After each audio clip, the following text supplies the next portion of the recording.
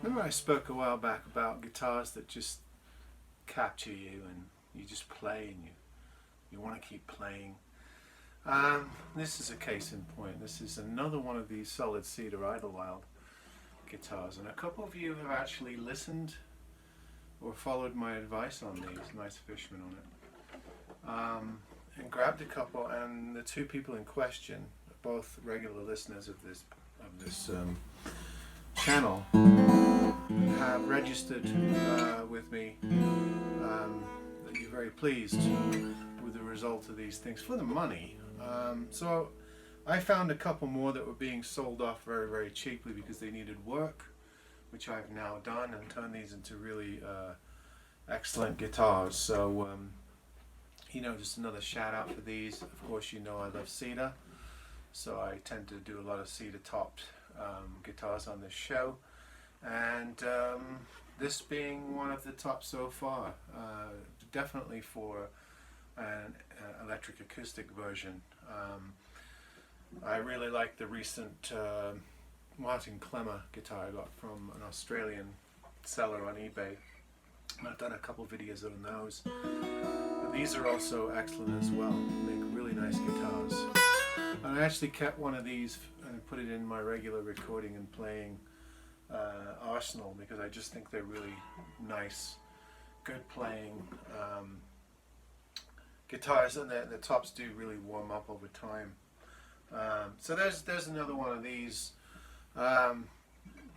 Early on in this is going to be kind of a waffly video. Early on in my video making, I talked a lot about other YouTubers that are doing similar channels with guitars and ukuleles and things like that. And there's a load of them that I check in on occasionally and watch new videos of. And one thing I've learned over the last 2 years doing this channel is to be patient, because YouTube, like every other public forum in life, is not really a true meritocracy, is it? What I mean by that, it sounds like sour grapes, but what I mean by that is popularity doesn't always equal greatness or even success. I run across channels that get lots and lots of hits, lots of subscribers. They seem very trendy. The content is about popular stuff, and I've talked about this in the past, where I've chosen to do videos on all kinds of guitars rather than just the popular ones. There are some people that just point their channels towards certain brands like Harley Benton or Agile, stuff like that. And perhaps that leads to more success because it creates a sort of a commune, a fan group around that particular brand. I've noticed Harley Benton, Agile, Rondo, little fan groups popping up online, Facebook pages and the like. So it probably would be more sensible, but I just like roaming around and talking about lots of different stuff. Case in point here, this may not be the most popular thing on YouTube, but I think it's a fantastic buy. Anybody looking for a good guitar would do well to get one of these and set it up and get great bang for buck. I don't want to just do the same brands all the time, so just concentrate on one style of guitar. So I made a very conscious decision about that, and then I also have noticed that some of these very very popular channels are very slick. The production's excellent. They look like they have great software, good cameras, lighting, and sometimes I think the production trumps the content. I mean, the videos are so slick, so clever. Mine aren't technically proficient. I mean, I turn the camera on and just talk. I don't even do a lot of editing. I just do one take. Not that that's lazy or bad. There are lots of good YouTubers that do the same thing. Randy's channel, Scott Grove's channel, a lot of the Luthier channels, they don't really bother with, lots of cuts and, snazzy graphics and stuff like that. And they're just as good at channels in my view. There are a couple of channels, I'm trying not to name names, but there are a couple of channels that used to be good, honest, direct, all about music. In my opinion, over the last year, as they've become more and more popular, the channels become more about presentation, less about the instruments themselves or music in general, or guitars or ukuleles, and have suffered, I think, because they've gotten some attention, they've bought some equipment, and they've sort of beefed up their production, but I don't think they've necessarily made their channels any better. In fact, I think there are a couple definitely have suffered because they're trying to now be sort of a professional video making outlet and may have lost sight of their original content goal or reason for making videos. So there are all these pitfalls and things to be wary of in the whole YouTube channel domain. I noticed that a lot of channels get popular, and the next thing they do is they create a Patreon subscription. They start trying to move customers over there because they can make more money off those. I've consciously decided not to do that.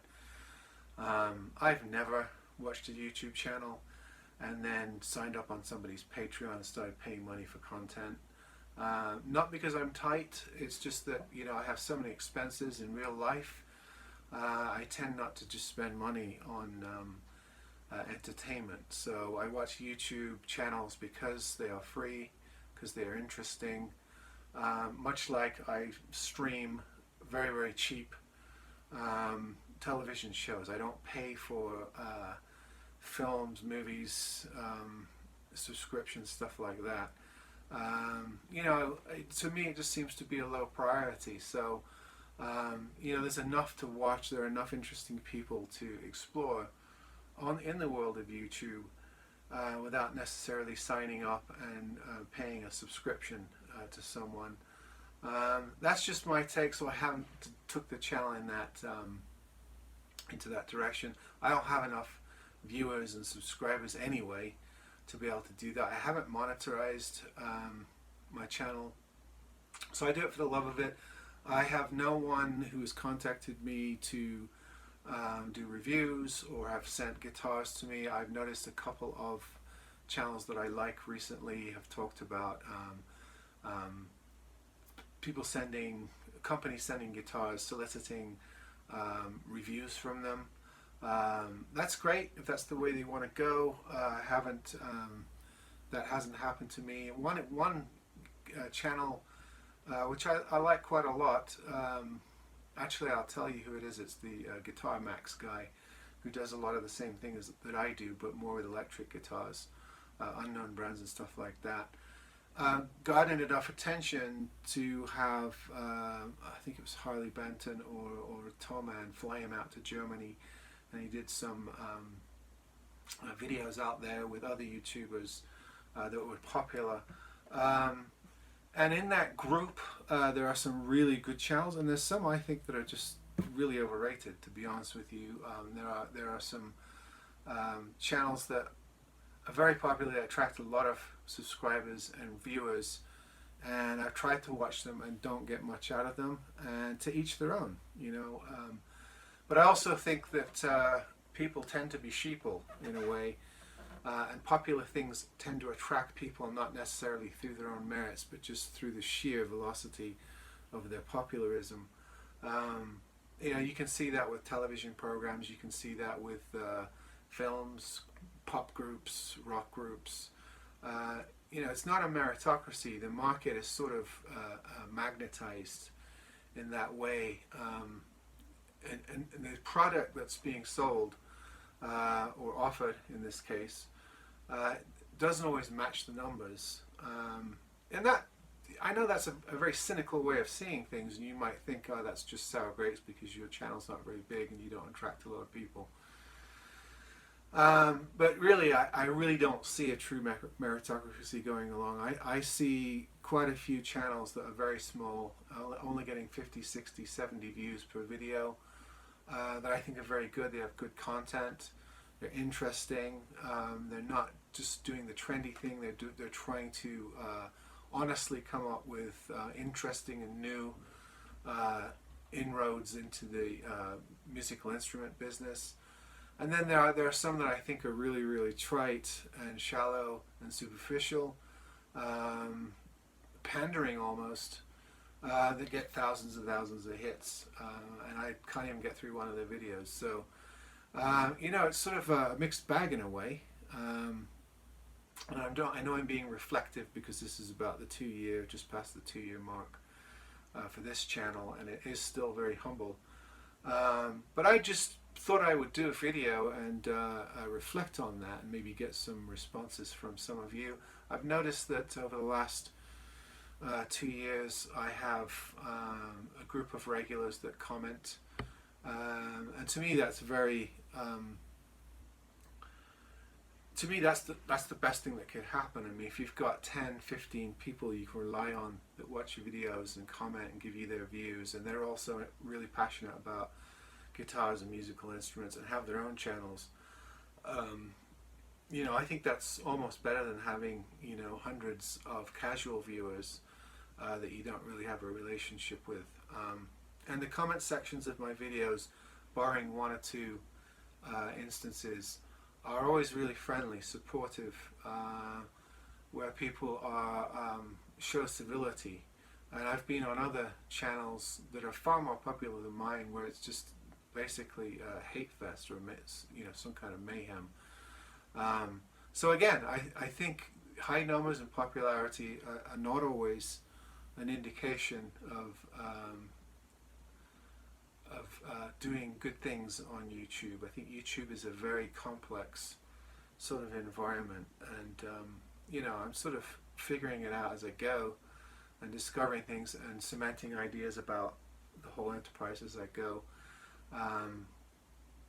And just thought to maybe reflect on that and get some of your views. So I know I've waddled on too long here, and I'll try to get back to something more music based on the next video.